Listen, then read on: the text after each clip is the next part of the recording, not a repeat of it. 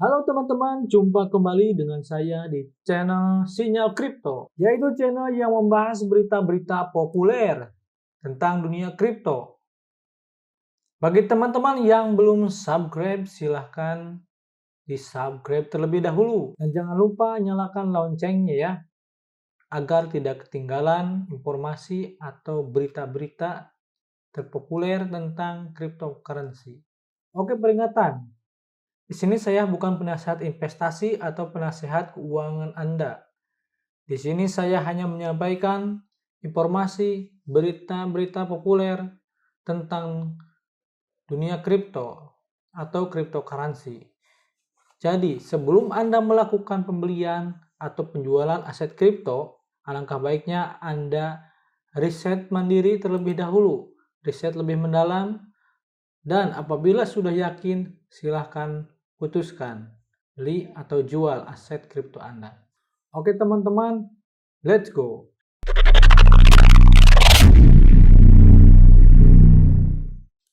Untuk video kali ini saya akan membahas tentang holochain atau teknologi holochain. Akhir-akhir ini holochain telah menjadi perbincangan investor di seluruh dunia. Hal ini disebabkan karena teknologi holochain berbeda dengan teknologi blockchain. Banyak orang meyakini bahwa teknologi holochain ini akan membawa dunia baru dalam cryptocurrency. Bahkan ada yang berspekulasi atau berpendapat teknologi holochain ini akan menyaingi teknologi atau aplikasi Facebook, Twitter, Instagram, dan sebagainya. Karena aplikasi holochain lebih aman, lebih rahasia, dan lebih mudah. Oke, kita akan bahas dulu pengertian daripada holochain itu sendiri. Holochain adalah kerangka kerja pengembangan aplikasi sumber terbuka dan protokol jaringan peer-to-peer. Ini memungkinkan Anda membuat aplikasi yang benar-benar tanpa server dengan tingkat keamanan, keandalan, dan kinerja tinggi. Setiap pengguna menjalankan aplikasi di perangkatnya sendiri, membuat dan menyimpan datanya sendiri, dan berbicara langsung dengan pengguna lain. Keamanan aplikasi didukung oleh kriptografi dan akuntabilitas rekan. Jadi holochain ini adalah jaringan yang mana kita bisa membuat akun di aplikasi holochain dengan aman, rahasia, dan data kita tidak dapat dilihat atau dimanfaatkan oleh siapapun. Apa perbedaan antara server terpusat, blockchain, dan holochain? Server atau yang terhubung dengan klien atau pengguna, ini saya gambarkan seperti ini. Di sini adalah server dan di sini adalah pengguna. Ketika kita menginput data di sebuah aplikasi yang tersentralisasi, contohnya misalkan Facebook atau Twitter, ketika kita menginput data pribadi atau mengupload foto dan sebagainya, maka data kita akan bisa dicek di server ini. Artinya database kita tidak dapat dilihat oleh pemilik si server ini. Dan mungkin data kita bisa saja dijadikan bahan untuk promosi dan sebagainya oleh si pemilik server ini. Dan tentunya ini memang agak rawan, apalagi untuk bisnis ya.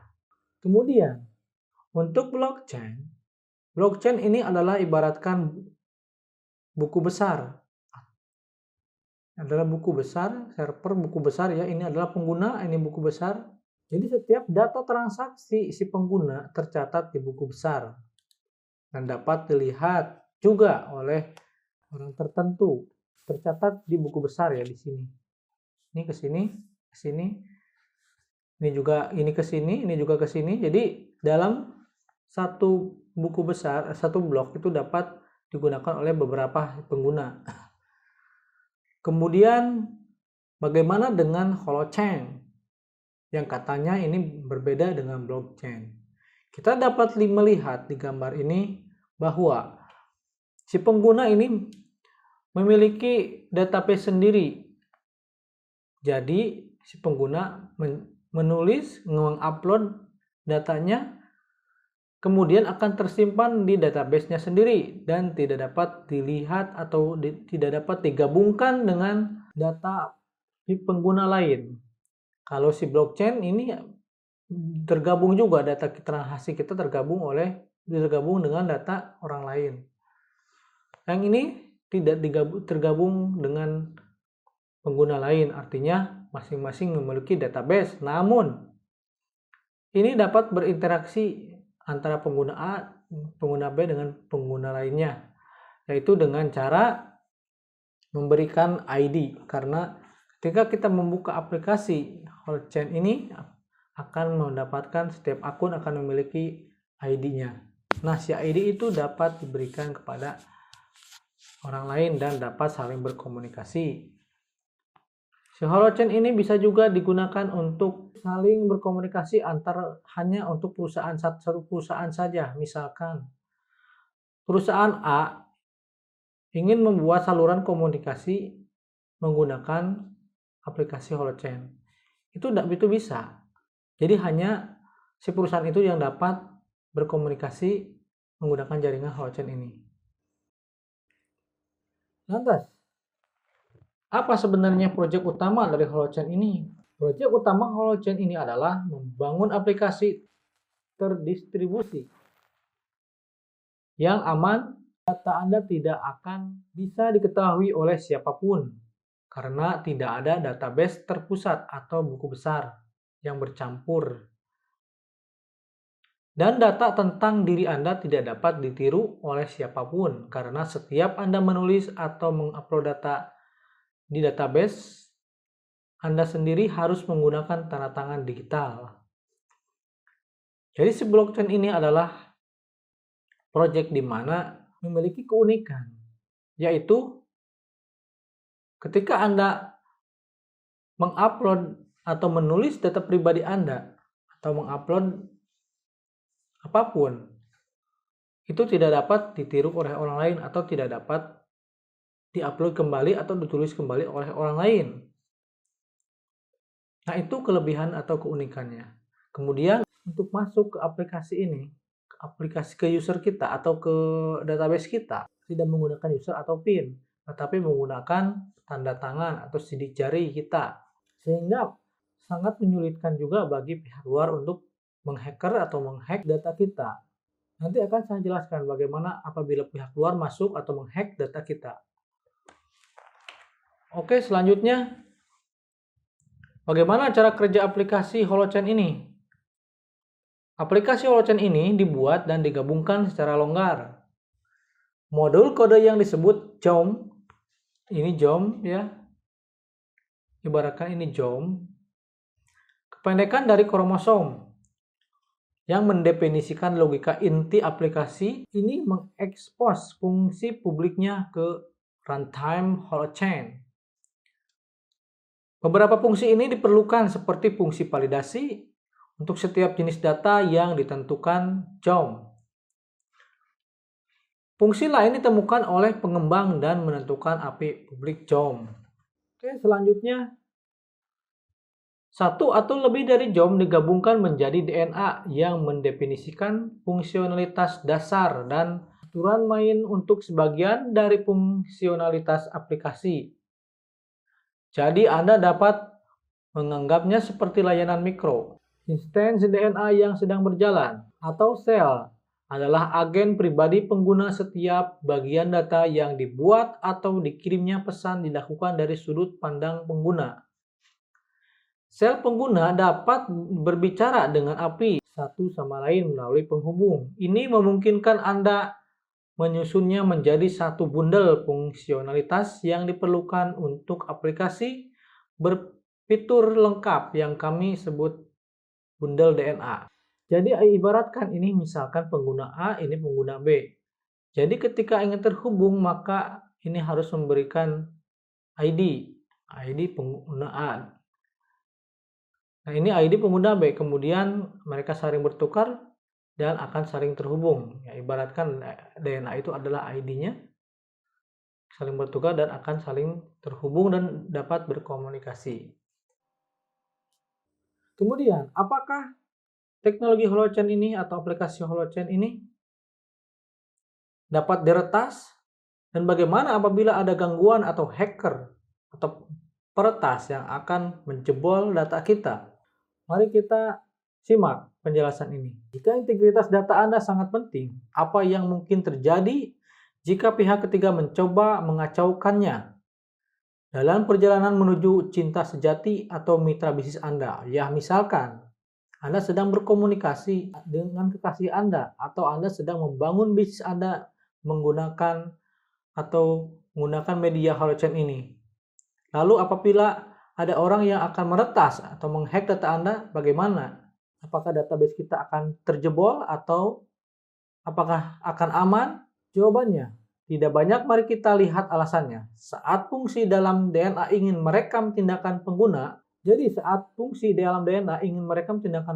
fungsi tersebut membuat elemen yang berisi detail tindakan tersebut. Jadi ketika ada orang yang mau masuk atau menghack atau meretas database kita, maka si elemen akan merekam tindakan mereka yang sedang mau menghack atau meretas data kita. Kemudian, konduktor memanggil fungsi validasi DNA. Kemudian nanti akan memanggil si validasi DNA itu, yaitu ID itu. ID-nya ya, akan meminta ID untuk bisa terhubung dengan database kita. Jika gagal validasi, itu mengembalikan kesalahan ke klien. Jika validasi berhasil, konduktor menandatangani elemen dengan kunci pribadi pengguna dan menuliskannya ke akhir rantai sumber mereka. Jadi ketika berhasil masuk terhubung dengan database kita, maka dia langsung masuk ke data pribadi kita. Tetapi sistem si holochain ini akan meminta untuk verifikasi tanda tangan atau sidik jari. Nah, apabila tidak sesuai sidik jari atau tanda tangan yang tidak sesuai dengan tanda tangan kita atau sidik jari kita, maka si sistem akan menolak orang atau peretas yang akan masuk ke database kita. Nah, itulah sangat unik sekali dan sangat bagus sekali ya menurut saya. Ya, ibaratkan seperti tanda tangan kehidupan nyata. Tanda tangan kriptografi ini membuktikan bahwa Andalah yang menciptakan elemen tersebut. Hal ini didasarkan pada matematika kriptografi. Jadi, dapat diverifikasi dan tidak mungkin dipalsukan, guys. Ini juga hanya berlaku untuk konten elemen itu. Jika pihak ketiga memodifikasi bahkan satu karakter dari data yang ditandatangani, tanda tangan tidak lagi cocok. Ini seperti sidik jari untuk data dikombinasikan dengan segel kerajaan milik penulisnya sendiri. Jadi ketika ada orang yang mau mengambil data kita, itu nanti akan muncul untuk verifikasi berbentuk tanda tangan atau sidik jari. Apabila salah, ya tentu akan di-reject. Oke, untuk selanjutnya, setelah kita mendengarkan beberapa pembahasan sebelumnya, dan setelah kami melakukan riset yang mendalam tentang holochain, kami menyimpulkan ada 6 hal yang kami catat. Yang pertama adalah bahwa aplikasi holochain tidak menggunakan login atau database kata sandi. Seperti yang sudah dijelaskan sebelumnya, bahwa apabila login, aplikasi holochain ini tidak menggunakan kata sandi database, tapi menggunakan tanda tangan atau sidik jari. Sebagai gantinya, pengguna membuat pengenal digital mereka sendiri sebagai pasangan kunci publik atau pribadi kriptografi. Kedua kunci ini bersama-sama membuktikan kepemilikan identitas online mereka. Pengguna membagikan kunci publik mereka dengan peserta lain di aplikasi yang sama. Kemudian, yang ketiga, pengguna membuktikan kepenulisan data mereka melalui tanda tangan digital yang tidak mungkin dipalsukan, yang dibuat dengan kunci pribadi mereka. Jadi ketika Anda berkomunikasi melalui aplikasi holochain tentang bisnis misalkan, nanti setelah selesai Anda berkomunikasi atau membicarakan tentang bisnis, maka antara pengguna A dan B itu akan membuat sejenis kode gitu ya, kode atau tanda tangan masing-masing, sehingga ketika ada orang yang masuk untuk membuka percakapan kita itu tidak akan bisa. Perusakan data pihak ketiga terdeteksi dengan menggunakan kunci publik penulis untuk memverifikasi data tanda tangan. Kemudian, rantai sumber pengguna adalah catatan kronologis dari semua data yang mereka hasilkan di aplikasi itu hidup di perangkat mereka. Selanjutnya, data disimpan dalam rantai sumber sebagai elemen header dan entry. Setiap entry memiliki tipe. 3 entry pertama disebut entry genesis dan merupakan jenis sistem khusus yang berisi HSN, DNA, bukti penggabungan agen, dan kunci publiknya entry hanyalah data binary. Dan message pack adalah cara yang baik untuk memberi mereka struktur. Yang terakhir, rantai sumber dan semua datanya terbukti dapat dirusak. Validator dapat mendeteksi upaya pihak ketiga untuk mengubahnya. Nah, ini kesimpulannya ya. Yang sudah saya jelaskan tadi, ini adalah kesimpulan tentang holochain itu sendiri. Nah, si holochain ini juga telah membuat koin dan suplainya itu sebanyak 177,6 miliar koin. Suplai beredarnya pun sudah 177,6 miliar koin, artinya sudah beredar seluruhnya ya. Dan harga saat ini per tanggal 28 April 2021 menurut CoinGecko sebesar Rp230 per koin. Dan di Indodex pun juga tidak jauh beda ya, harganya segitu. Kemudian kapitalisasi pasarnya adalah 40 triliun. Jadi dana yang ada di koin holochain ini senilai 40 triliun dengan harga Rp230. Kemudian volume transaksi selama 24 jam terakhir adalah 12 triliun ya per tanggal 28 April 2021. Nah, bagaimana ini prospek harga kedepannya? Apakah masih berpeluang akan naik ataukah akan turun? Karena si holochain atau HOT ini telah mengalami kenaikan beberapa kali lipat sejak dia di-listing di exchange. Menurut analisa kami, melihat dari grafik dari Indodex yang listingnya itu memang baru-baru ini, dia itu telah mengalami penurunan sejak Bitcoin mengalami crash atau dump. Dia telah menyentuh harga sekitar Rp130 per koin. Kemudian setelah itu dia mantul ke atas dan membentuk pola uptrend. Untuk jangka menengah ataupun jangka pendek, si holochain ini, si koin HOT ini, kami telah menganalisa akan mencapai minimal Rp500 per koin. Kami menganalisa harga holochain pada bulan Mei ini minimal naik 100 hingga 200%. Paling sedikit menyentuh angka Rp500. Dan bagaimana untuk jangka panjangnya? Untuk jangka panjangnya ini koin ini apabila sudah si proyeknya sudah dikenal oleh seluruh masyarakat di dunia ini, tentu akan mempengaruhi atau berdampak terhadap pergerakan harga koin si HOT ini. Untuk jangka panjang, apabila kita menginvestasikan koin ini sampai dengan akhir tahun 2021 sampai November misalkan ya, ini berpotensi akan menyentuh angka di atas Rp5.000 menurut analisa kami, karena proyek ini adalah proyek yang bagus dan memiliki ide yang luar biasa. Si koin HOT ini belum banyak juga diketahui oleh atau diminati oleh beberapa trader ya, banyak trader ya. Dan apabila si proyeknya ini memang sudah berjalan atau berkembang dengan pesat atau melakukan update kembali lebih sempurna lagi, mungkin harganya juga bisa naik kembali ya. Dan kalau kita melihat total supply-nya atau supply yang beredar itu sudah maksimal ya 177,6 miliar ya. Si koin holochain ini karena sudah beredar seluruhnya, bisa saja naik kapan saja dengan signifikan, bisa berkali-kali lipat karena koinnya sudah beredar semuanya. Jadi menurut kami, Anda apabila berinvestasi di koin holochain HOT ini adalah keputusan yang bagus. Investasi baik jangka pendek, jangka menengah, ataupun jangka panjang. Dan juga uniknya si holochain ini, apabila ada developer yang mau menggunakan teknologi holochain ini harus ada izin dulu dari si pengembang holochain ini, karena si teknologi holochain sudah dipatenkan. Sehingga apabila ada pengembang atau developer mau menggunakan teknologi ini ya harus izin dulu. Apabila tidak izin ya bisa digugat ya.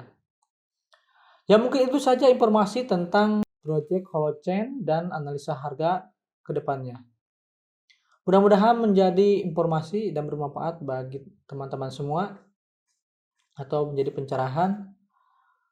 Oke, sampai jumpa lagi di video selanjutnya. Salam to the moon.